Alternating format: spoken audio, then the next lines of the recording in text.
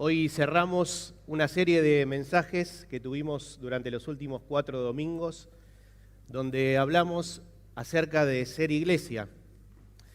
Así que hoy lo que vamos a hacer es un repaso de los conceptos más importantes que vimos estos 4 domingos.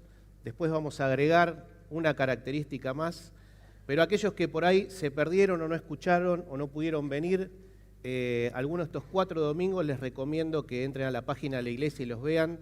La verdad que fueron mensajes muy ricos acerca de las características de la iglesia y de cómo ser iglesia. Así que el primer mensaje fue dado por Juan Pablo y nos habló de qué es la iglesia el primer domingo. Y basado en 1 Corintios 12, donde ahí se usa la analogía de la iglesia como cuerpo, nos nombró 3 aspectos principales y muy importantes de la iglesia, que es la unidad, la diversidad y la armonía. Así como nuestro cuerpo, estamos unidos, todos nuestros miembros y órganos están unidos y funcionan en armonía y tienen diversidad porque cada uno cumple una función distinta. De la misma manera es en la iglesia. Hay diversidad porque somos distintos. Dice la palabra de Dios que a cada uno nos da dones distintos, podemos cumplir distintas funciones y tareas, pero lo tenemos que hacer en armonía y principalmente unidos, porque la iglesia dividida no llega a ningún lado, así que la unidad es algo que debemos mantener y tener como muy importante para no perderla. El segundo domingo que habló Cris, nos habló de una iglesia que cuida. Y yo me anoté esta frase que me pareció muy buena y que lo resume bastante. Lo que Dios nos da en el tiempo que pasamos juntos es para que lo compartamos. Con eso cumplimos con lo que es el corazón de Dios. Y Cris habló de la iglesia en 2 momentos. La iglesia reunida, que es como estamos hoy, y la iglesia dispersa, que cuando venimos acá nos sirve para, como hoy, celebrar juntos la cena del Señor, escuchar de la palabra de Dios, cantarle a Dios juntos, alabarlo, recargar energías, nuestro tanque para salir y en el lugar que a cada uno le toca de forma dispersa poder compartir el Evangelio y mostrar a Jesús a través de nuestra vida. Pero dijo algo muy importante y es que la actitud con la que tenemos que venir a la iglesia no es para recibir o solo para recibir, sino que tenemos que venir en una actitud de dar. Venir a la iglesia diciéndole al Señor: Señor, poné a alguien hoy en mi camino a quien pueda bendecir. Con una palabra de ánimo, poniéndole la mano en el hombro, con un abrazo, con un saludo. Mostrame a quién puedo bendecir hoy. Y también de manera práctica, ese día compartimos algo que en el Nuevo Testamento, una expresión que es muy común y aparece muchas veces, los unos a los otros. ¿Cómo de manera práctica lo podemos hacer? Ser amables unos con otros, ser bondadosos, buenos unos con otros, perdonándonos unos a otros, exhortándonos unos a otros. El tercer domingo, Juan Pablo nos habló de la iglesia que Dios bendice. Y ahí la pregunta era, ¿cuál es la iglesia que Dios bendice? ¿O qué tiene que hacer la iglesia para que Dios la bendiga y la siga bendiciendo? Y la respuesta es, debemos continuar haciendo las cosas que Dios encomendó a la iglesia hacer. Y vimos ahí como el ADN de la iglesia, a través del capítulo 2 del libro de Hechos, con los primeros cristianos y cuando comenzó la iglesia. Y resaltamos 8 cosas: orar para recibir el poder de Dios en nuestras vidas, hablar el idioma de las personas, usar el talento de cada miembro, perseverar en la palabra de Dios, amarnos unos a otros sinceramente, ser agradecidos todo el tiempo, estar dispuestos a dar sacrificialmente y traer a nuestros amigos a que conozcan a Jesús. Cada una de estas frases empieza con un verbo. Eso quiere decir que es una acción, algo que podemos poner cada uno de nosotros en práctica. Y el domingo pasado Jorge nos habló de crecer como iglesia. Y basándose en el capítulo 4 de Efesios, donde aparecen 3 imágenes que nos hablan de crecimiento, un edificio, que se va construyendo y va creciendo. Los niños, que son niños, pero tienen que ir creciendo hasta ser adultos, madurar. Y la familia, una familia que ayuda a crecer a los demás. Una familia donde nos ayudamos, que es la iglesia, a que todos podamos crecer y madurar. Y para introducirme en lo que quiero compartir hoy para cerrar esta serie de mensajes, les quiero leer una frase de John Stott, que dice así: la enseñanza, el testimonio diario de los miembros de la iglesia y su vida de amor a los demás son los medios que Dios usa para hacer llegar su mensaje al mundo. Sin embargo, quien salva e incorpora nuevos miembros a su iglesia es Jesucristo. En otras palabras, esta frase lo que nos dice es: todos podemos hacer muchas cosas que están bien, pero el que obra es Jesucristo. ¿Por qué? Porque el centro de la iglesia es Jesucristo. Porque Jesucristo es el iniciador de la iglesia. Él es el centro, Él es el núcleo, Él es la esencia. Jesucristo es a quien la iglesia debe girar alrededor de Jesucristo. Jesucristo es quien, como iglesia, debemos mirar, hacer foco, fijar nuestra mirada, centrar toda nuestra atención en Jesucristo.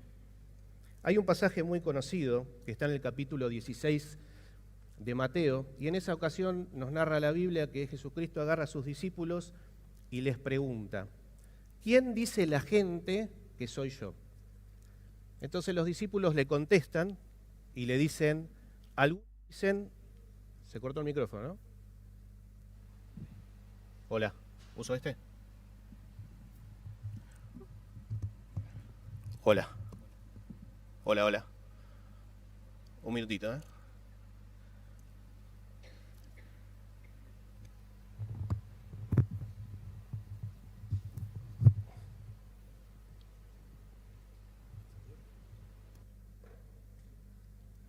Ahí está, a ver. Hola. A ver ahora. Hola. No. ¿Es ahí? Ah, lo pongo acá.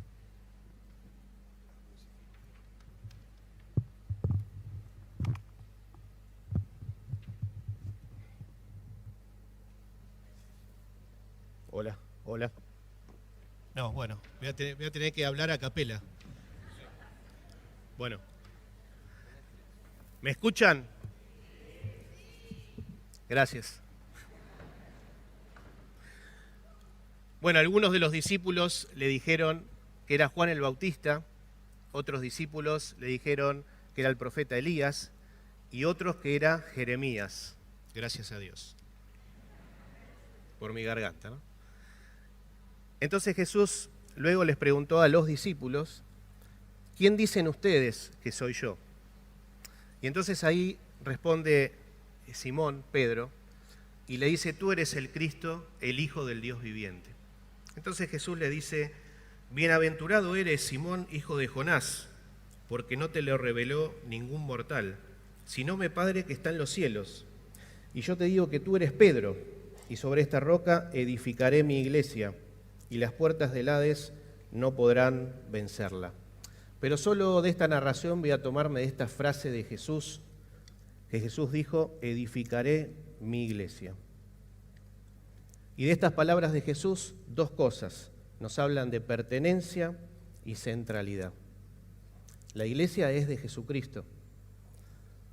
La iglesia es una propiedad divina. La iglesia no es de la fundación. La iglesia no es de los líderes. La iglesia no es de los pastores. Las iglesias que alquilan locales no son del dueño del local. La iglesia es propiedad divina. La iglesia es de Jesucristo. Jesucristo es el centro, es el iniciador de la iglesia. Y como decía antes, es a quien tenemos que girar alrededor de Jesucristo y observar y poner nuestra mirada ahí. Tenemos que, como iglesia, fijar la mirada en Jesucristo.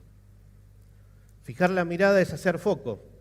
Y como muestra esta imagen, cuando uno hace foco, toma algo específico donde quiere hacer foco y todo lo demás pasa y queda en otro plano. Porque eso es lo central, eso es lo que a mí me interesa, eso es lo que me importa, eso es a donde quiero ir, ese es mi objetivo, a ese lugar, eso es el centro de mi atención. Y eso es Jesucristo para la iglesia. Y esto de fijar la mirada en Jesús, una manera práctica también de entenderla, es utilizando justamente algunas imágenes o analogías que en la Biblia figuran y ver en esas imágenes o analogías de la Biblia qué lugar ocupa Jesús. Así que vamos a revisar 5 imágenes nada más juntos. Y la primera es la del cuerpo. Algunas de estas imágenes fueron nombradas en los mensajes anteriores. La del cuerpo está desarrollada en 1 Corintios 12, pero ahí Colosenses 1:18 dice, Él, por Jesucristo, es la cabeza del cuerpo, que es la iglesia. En la imagen del cuerpo, la cabeza, Jesucristo, el lugar que ocupa, es de cabeza. Y esto nos habla de dirección y gobernabilidad. Porque el cuerpo hace lo que la cabeza le dice. Y con la iglesia debería tener que pasar lo mismo. La iglesia tiene que ser dirigida por Jesucristo y tiene que ser gobernada por Jesucristo. La segunda imagen es la de un edificio.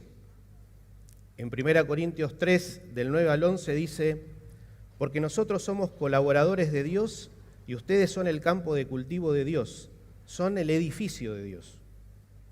Porque nadie puede poner otro fundamento que el que está puesto, el cual es Jesucristo. En la imagen del edificio, el lugar de Jesucristo es el fundamento, la base. Yo no soy arquitecto, ingeniero, pero sé que en cualquier construcción, si la base no está bien hecha, muy probablemente ese edificio se caiga o algo le va a pasar. Con la iglesia lo mismo. Jesucristo es el fundamento, es la base. ¿Por qué? Porque es lo que le da sostén, lo que sostiene, lo que le da seguridad y solidez a la iglesia. La tercera imagen, la del rebaño. Juan 10:11 dice, yo soy el buen pastor da su vida por las ovejas. El lugar de Jesucristo es el de pastor en esta imagen de un rebaño de ovejas. Si pensamos en la realidad, las características de un pastor que pastorea ovejas, ¿qué hace? Las cuida, las protege de los peligros, las sana si son heridas, las guía para darle buena comida y alimentarla. Por eso el lugar de Jesucristo en esta imagen es pastor, porque Jesucristo es a quien tenemos que recurrir porque Él nos cuida. En Él encontramos protección. Él es quien sana nuestras heridas, quien nos cura, pero también en Él encontramos guía a través de su palabra. Jesucristo en cierta ocasión le dijo a los discípulos, el que oye mis palabras, mis enseñanzas, y las obedece, es como aquel que construye una casa sobre la roca. Porque aunque vengan después vientos, tormentas, huracanes, se moverá, pero no se va a caer. Pero el que oye mis palabras y no las obedece, es como aquel que construye sobre la arena. Cuando vengan huracanes, vientos, tormentas, lluvia, granizo, probablemente la casa se caiga. Ese es el alimento de Jesucristo, sus enseñanzas. Otra imagen es la viña. En San Juan 15, del 1 al 17, leo solamente este versículo. Yo soy la vid y ustedes los pámpanos. El que permanece en mí, yo en él, éste lleva mucho fruto, porque separados de mí ustedes nada pueden hacer. En esta imagen, Jesucristo es la vid.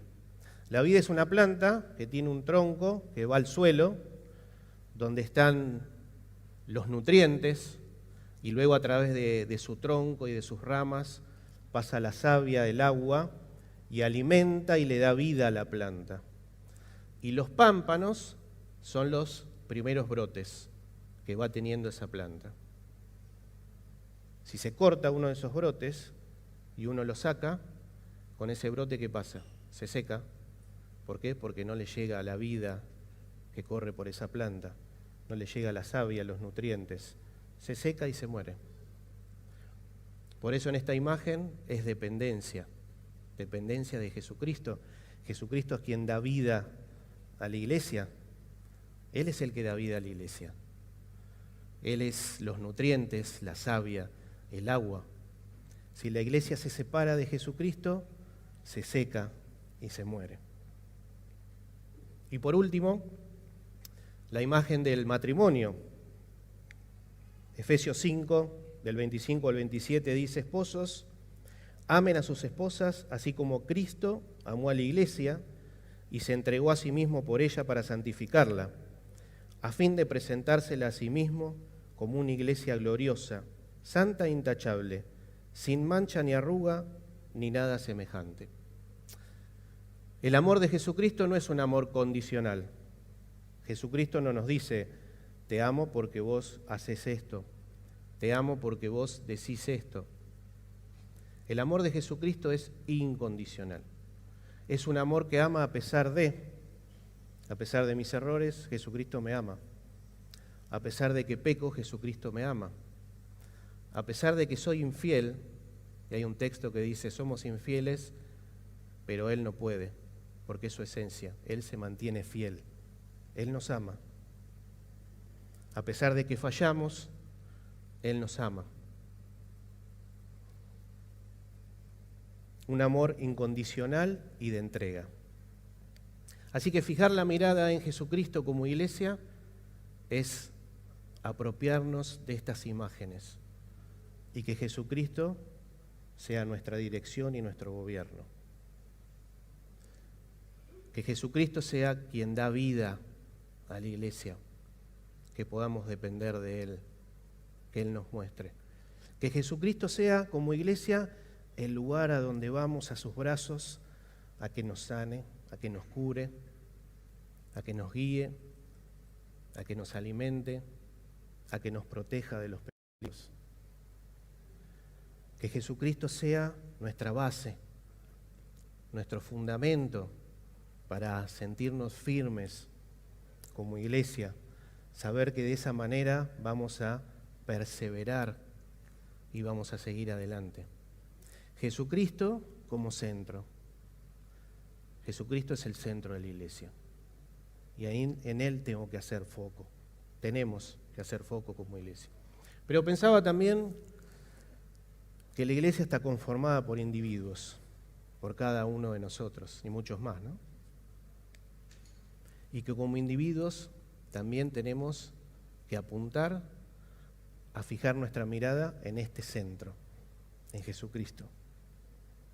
Y nos podemos preguntar, bueno, ¿cómo sé yo si Jesucristo es el centro de mi vida? Y cuando pensaba en esto, que lo preparaba, me vino a la mente una conversación que tuve con un hombre una vez que me dijo: mira, decime en qué invertís tu tiempo, tu esfuerzo y tu dinero y te voy a decir qué clase de cristiano sos. Y cuando me lo dijo me resultó un poco chocante o duro.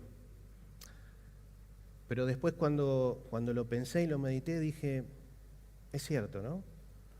Porque dije, el tiempo es eso que para toda la humanidad es como el bien más preciado, ¿no? Porque el tiempo es algo que no podemos recuperar. Lo que yo no hice ayer, lo quiero hacer hoy, pero tengo que usar un nuevo espacio de tiempo del día de hoy.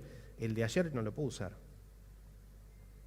Entonces me puedo preguntar, dentro de mi tiempo, ¿qué lugar ocupa Jesucristo? En cuanto al esfuerzo, pensaba en las energías, ¿no? Y decía, el mundo de hoy, la sociedad, me dice: haz lo que vos quieras, disfrutá de la vida como a vos te dé la gana, lo demás no importa. Y eso es contrario a lo que nos pide el Señor, ¿no? Porque Jesucristo nos dice: no, mira, no pienses tanto en vos, pensá en los demás. Ocupá tu tiempo en hacer cosas por los demás. Tratá de dar más que de recibir.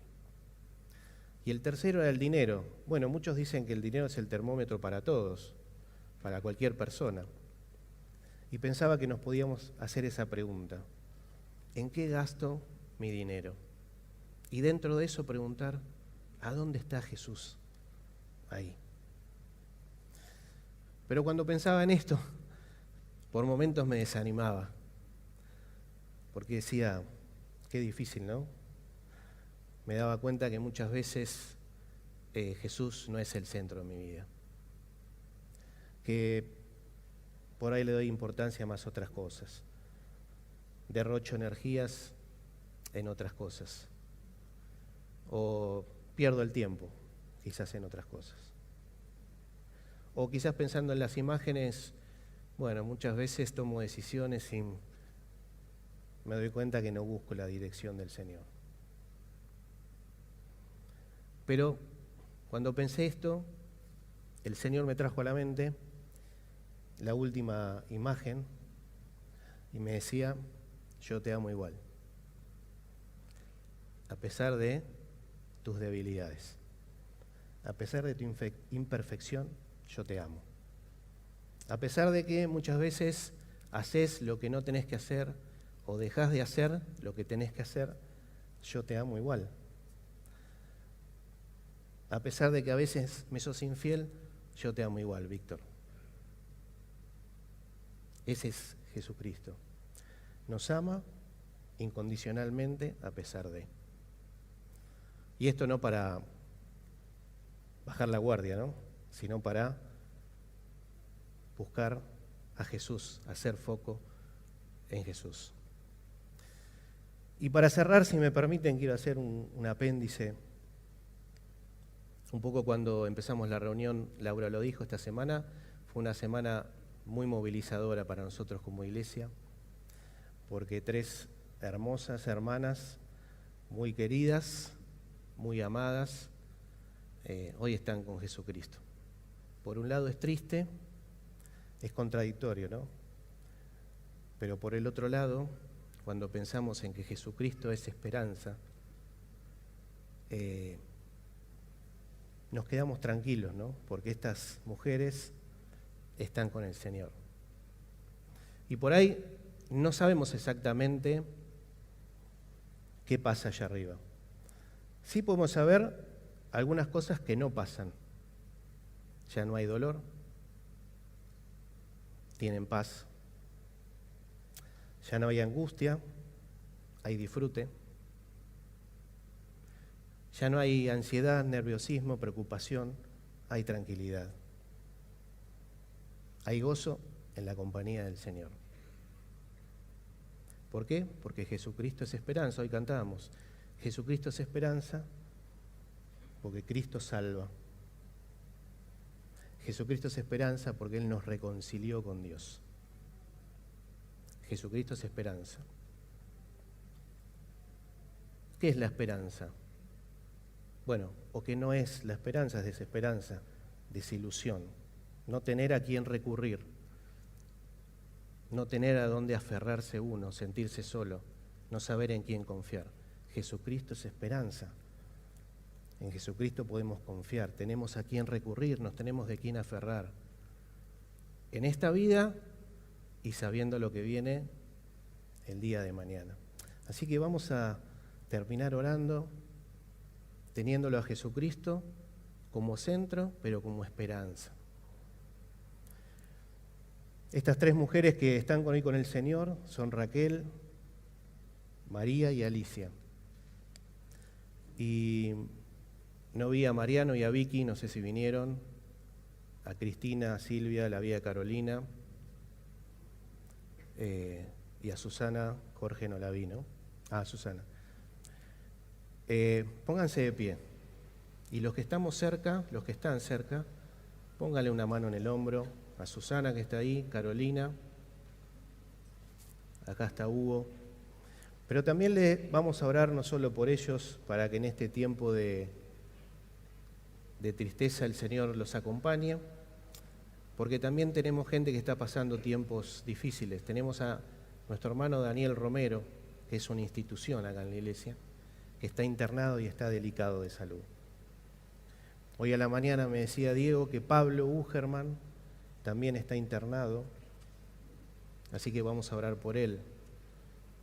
No vi a la familia Ursa, no sé si están. El papá de Fernando esta semana volvió a ser internado y está muy delicado de salud. Y quizás yo acá no nombré a alguno, pero hay alguno que tiene algún familiar enfermo o tiene algún otro problema, alguna otra circunstancia. Le pido que se ponga de pie para que lo podamos rodear, abrazarlo y poder orar también por él.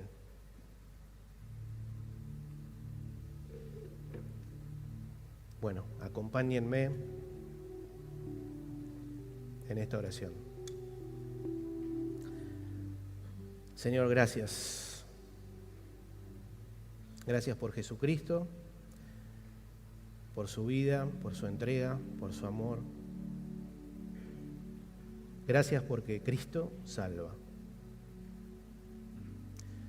Gracias porque Jesucristo es esperanza. Gracias porque tenemos a quien abrazarnos. Señor, ponemos estas familias que sufrieron esta pérdida temporaria, porque algún día nos vamos a encontrar todos en tu presencia, pero que en este tiempo las consueles.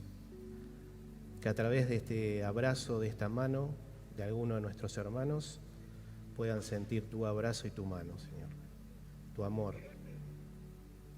tu contención. Señor, te pedimos por nuestros hermanos que están internados, por aquellos que están pasando un tiempo delicado de salud, por aquellos que tienen algún familiar que está pasando por algún tiempo delicado de salud o cualquier otra circunstancia difícil, los ponemos en tus manos. Qué mejor mano, Señor. En tus manos de amor, en tus manos de cuidado, en tus manos de sanación, para que los tomes y puedas obrar en sus vidas y les des lo que cada uno de ellos necesita. Señor, gracias porque vos fuiste el iniciador de la iglesia y porque en la iglesia encontramos esto, un abrazo, contención, te encontramos a ti en cada uno de nuestros hermanos. Señor, ayúdanos, danos fuerza, sabiduría, capacidad para que como individuos y como iglesia podamos enfocarnos en ti, porque vos sos el centro. En el nombre de Cristo Jesús, amén.